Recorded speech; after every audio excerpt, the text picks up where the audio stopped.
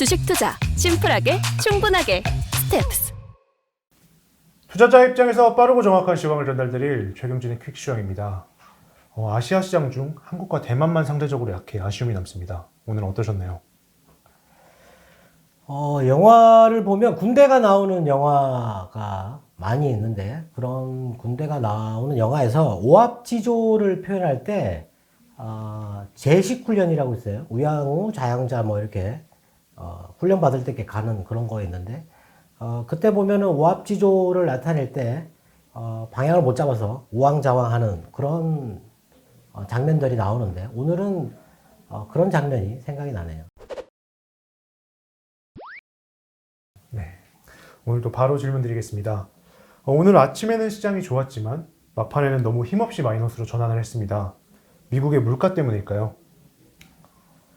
네, 물가 때문으로 봐야 되겠죠. 근데 미국 시장은 올랐는데 왜 우리는 밀리느냐?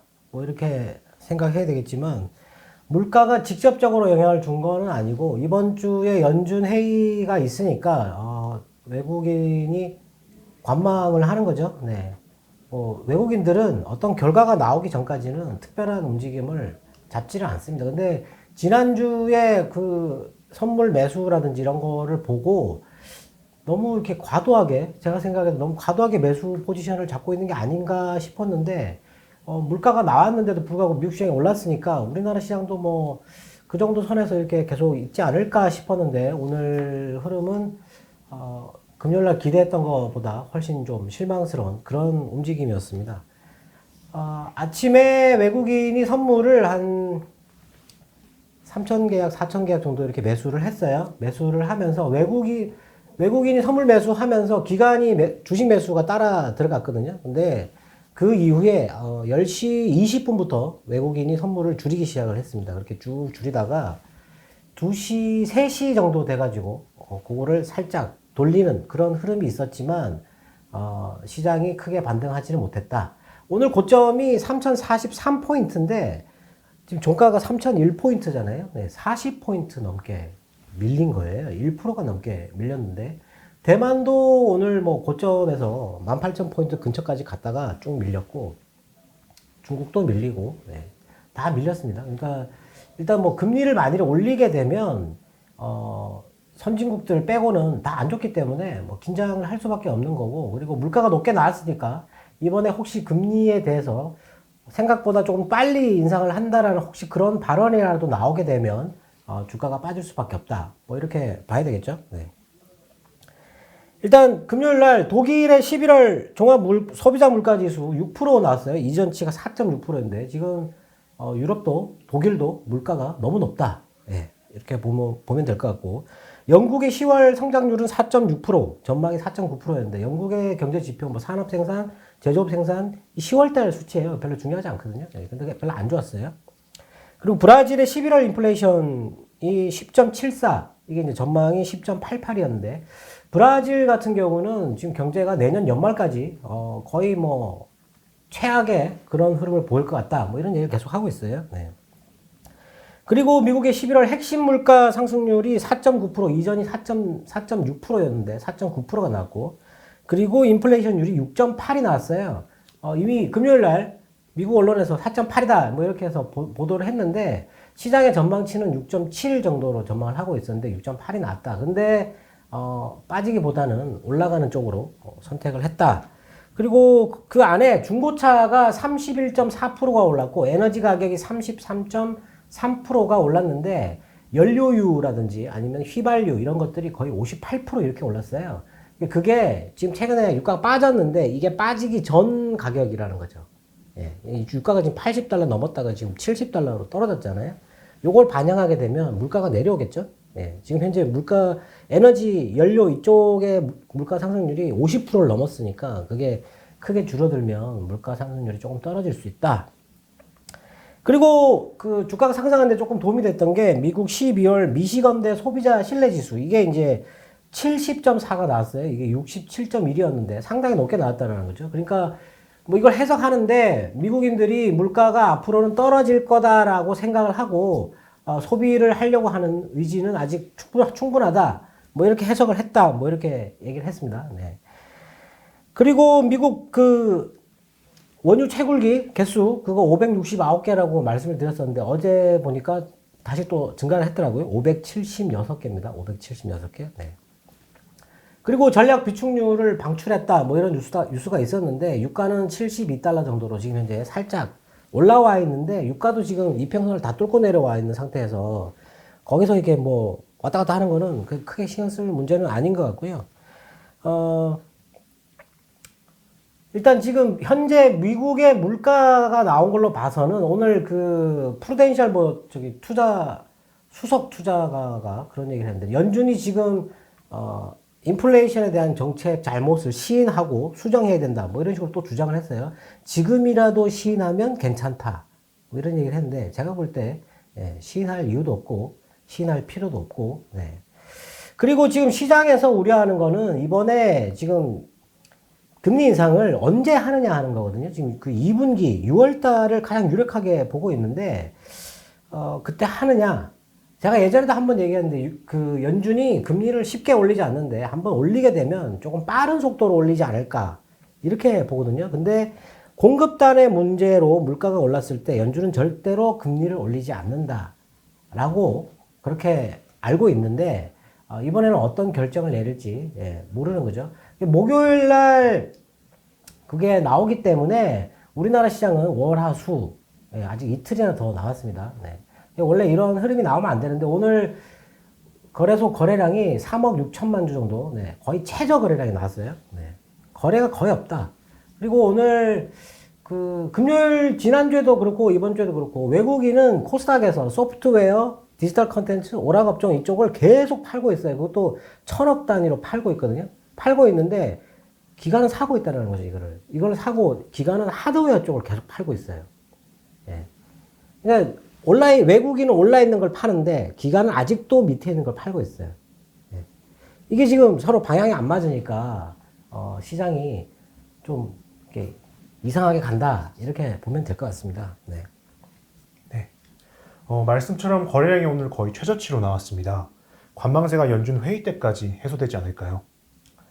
보통은 저는 오늘은 사실 관망세가 나오지 않을 거라고 생각을 했었는데 왜냐하면 지난주에 외국인이 엄청나게 매수 포지션을 많이 가지고 있었기 때문에 월요일날 금요일날 미국 시장이 올랐는데 오늘 갑자기 관망으로 이렇게 돌입해가지고 주가를 끌어내릴 거라고는 생각을 안 했습니다. 근데 오늘 보면 그 기관이 주식을 사는데도 불구하고 주가가 계속 빠져요. 선물도 외국인이 이렇게 크게 이렇게 뚝뚝뚝 이렇게 매도한 것도 아니에요. 천천히 이렇게 내려갔거든요. 근데도 불구하고 매수가 없다. 기관이 매수가 있는데도 불구하고 그 매수는 전혀 도움이 안 되는 그런 매수였다. 그리고 2시 지나서 외국인이 한 1,500억 정도 매수를 하던 거를 팔기 시작해가지고 마이너스 1,300억 정도 이렇게 내려왔는데 그쪽도 코스피 시장도 지금 외국인과 기관이 팔고 사는 쪽이 완전히 다르다. 전기전자를 사고는 있는데 전기전자 오늘 LG 트리오, LG전자, LG디스플레이, LG이노텍 이쪽을 산 것 같고 근데 기관 쪽은 또 다른 걸 또 산 것 같아요. 하여튼 이게 큰 세력 두 개가 엉뚱하게 지금 같은 방향으로 보고 매매를 하고 있지 않기 때문에 시장이 더 힘이 없다. 이렇게 보면 되는데 아마 수요일까지 이런 흐름이 당연히 지속될 가능성이 높을 것 같습니다. 근데 물론 중간중간에 전문가들이 이제 연준 회의에 대해서 여러 가지 얘기를 할 건데 지금은 연준 위원들이 회의 때까지 아무런 얘기를 못 하게 돼 있어요. 지금 그런 기간이거든요. 그렇기 때문에 그런 전문가들의 얘기 때문에 약간의 등락은 있을 수 있는데 테이퍼링 가속화나 금리 그것 때문에 미국 시장이 지금 딱히 조정받을 이유는 없다라는 거죠. 미국 시장이 크게 빠지지 않는다면 우리나라 시장도 그냥 이 정도 선에서 살짝 왔다 갔다 하지 않을까 싶고 오늘 나왔던 뉴스 중에서 미국의 S&P 500 그 기업들이 3분기 자사주 매입한 돈이 2,345억 달러라고 최고치라고 했어요. 근데 4분기에 자사주 매입하는 돈이 2,360억 달러가 넘어갈 거라고 또 최고치가 나올 거라고 얘기를 했거든요. 미국은 지금 계속 자사주 매입을 해서 주가를 계속 끌어올린다는 거죠.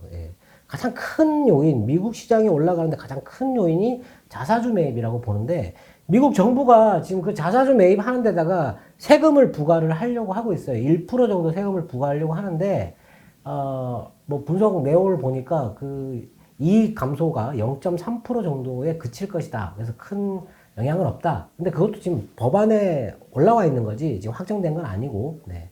하여튼 뭐 그런 걸로 미국이 또 빠질 이유는 없는 것 같고, 오늘 우리나라 같은 경우는 뭐 호재가 좀 있었잖아요. 12월 10일까지 우리나라의 수출이 195억 달러, 20%가 또 증가했어요. 거기다가 오늘 K9 자주포 호주에다 판다고, 거의 뭐 1조 정도 지금 호주가 예산을 책정해 놓은 게 1조 정도 되는데 지금 그거 계약 체결했다 뭐 이런 것도 있었고, 자동차 같은 경우도 판매량이 증가해가지고 오늘 아침에 자동차가 상당히 강했어요. 근데 이제 밀려버렸는데 자동차도 이제 지금 올라가려고 하는 거고. 근데 한 가지 좀 그 최근에 유럽의 그 배터리 회사들 S볼트나 노스볼트 이런 게 있어요. 특히 S볼트 같은 경우는 원래 지금 그 2025년까지 생산량을 만드는 게 320기가와트를 할 거라고 예상을 했었는데 지난주에 그걸 600기가와트로 높여 잡았거든요. 상당히 공격적인 목표인데 자기들이 지금 수주받은 게 400기가와트라고 얘기를 했습니다. 근데 S볼트 하나만, 노스볼트라는 게 또 있어요. 그 큰 회사가. 그렇게 되면 이게 지금 배터리가 우리나라 배터리를 무한정 이렇게 계속 좋게 보기가 좀 어렵지 않을까 싶기도 한데, 또 오늘 LG 쪽에서 미국에다 또 배터리 공장, 세 번째 공장 짓는다고 얘기가 있었지 않습니까?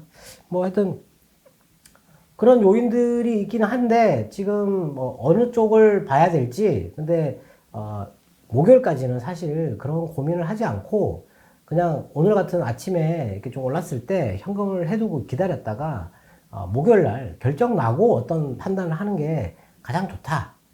굳이 뭐 물론 팔 게 없다면 어쩔 수가 없는데 굳이 뭐 그걸 들고 수익이 뭐 5% 8% 이렇게 나 있는 거를 고민한다거나 뭐 이렇게 하는 거는 조금 그렇지 않을까 싶거든요. 좀 아쉽지만 오늘 시장은 좀 아쉽지만 뭐 관망하는데 또 그렇다고 해서 겁을 먹을 필요는 없다. 오늘 하락 요인은 거의 뭐 연준 회의 때문이다 라고 보면 되거든요. 네. 이런 시장에서 종목 대응에 대해 특별히 말씀해 주실 게 있을까요? 네, 오늘 LG 전기전자 쪽 계열 트리오가 올랐잖아요. 애플에서 AR 기기, VR 기기 뭐 그거 개발하는 거 속도를 낸다 뭐 이런 얘기가 있었는데 QSI가 오늘 많이 올랐어요.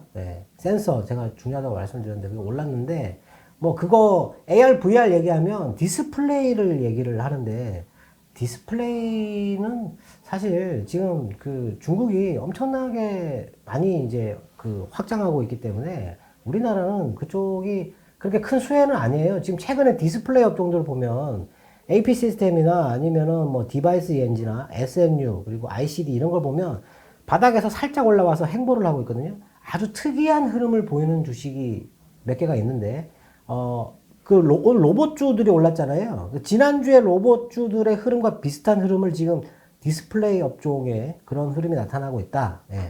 하여튼 뭐 그 AR, VR 관련돼 가지고 그런 쪽도 보고, 그리고 자동차가 오늘 강했는데 자동차가 아마 지금 제일 기대하는 쪽이 아닌가 이렇게 생각되고, 그리고 다른 쪽은 뭐 조선 쪽은 그 유럽에서 반대한다는 것 때문에 좀 안 좋은 그런 흐름을 보였고, 금호석유 같은 경우 오늘 많이 올랐잖아요. 화학주. 미국 쪽에서도 이게 물가가 올라갈 때 화학주 그거 추천 많이 하거든요. P&G라든지 아니면은 존슨앤존슨 이런 거 있잖아요.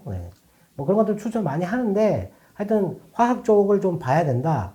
그리고 삼성전자가 로봇 그거 사업 확대한다 이래가지고 오늘 로봇주들이 좀 올랐는데 상한가를 간 게 유진 로봇하고 그리고 로보티즈가 상한가를 갔어요.